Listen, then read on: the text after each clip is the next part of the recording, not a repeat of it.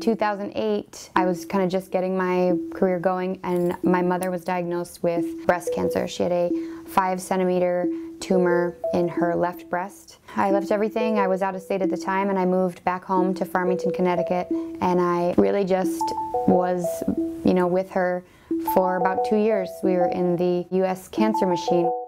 In September of 2010, it was back again with a vengeance. 3 months later, she was gone. It was, life-changing. You lose your mother, you lose your best friend, you lose a lot.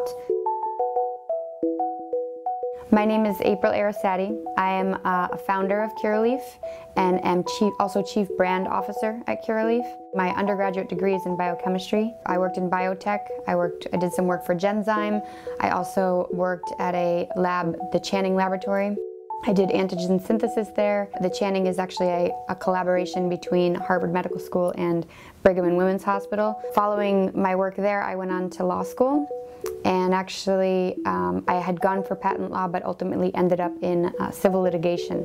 When I finally started to kind of try to put my life back together, I thought I could transition my practice into some sort of patient advocacy because I was so unhappy with how I was able to deal with it. The limited approaches that I had available to me were not satisfactory, I felt like, in this era. It just so happened that at that time, it was all over the newspapers that medical marijuana was actually coming into Connecticut. They were writing the regulations. The DCP was working diligently trying to get everything out in time. I felt like my mom was driving me every step of the way. I had the perfect background. As an attorney, I was one of those attorneys that loves to write.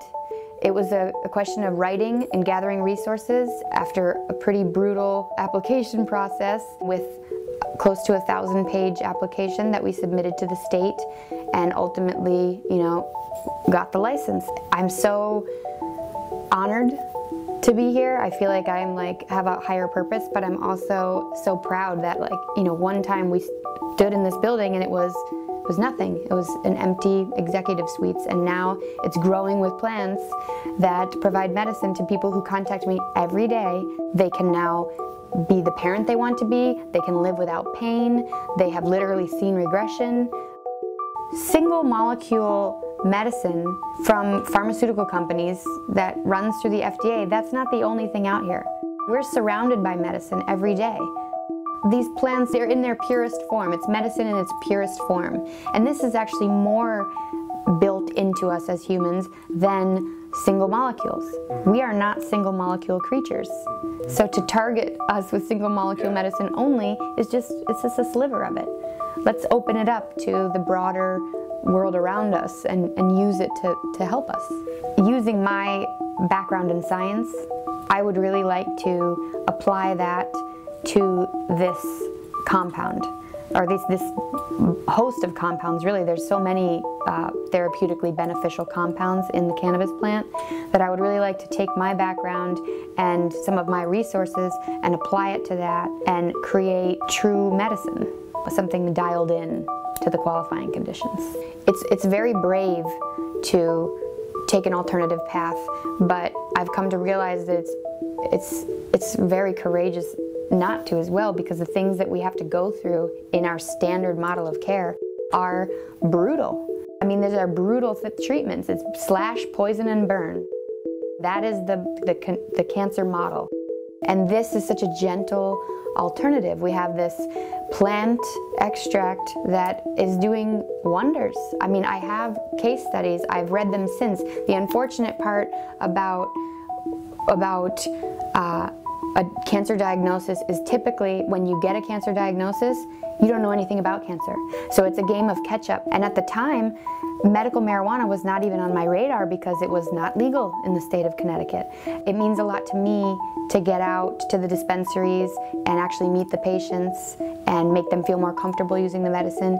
It means a lot to me to have very high standards in-house. We always grow in soil. We will always grow in soil. I think it's really important for the plant to be surrounded by earth. I think you can feel it in the plant. I use organic grow methods. I'll never use chemicals that are even remotely dangerous. as Chief Brand Officer, it's my job to make sure that the brand that I'm putting out there is what we intended when we started, which is, you know, pure medical cannabis. And that's what's great about this state. We mandate testing. Everything you get, you know exactly what's in it. You know exactly what's not in it, which is also very important. The thing that I think people should realize is opiate addiction is a very real problem in this state especially, and everywhere. And there are numerous studies showing that with the use of medical marijuana, you can reduce your opiate intake. This is just a no-brainer to me.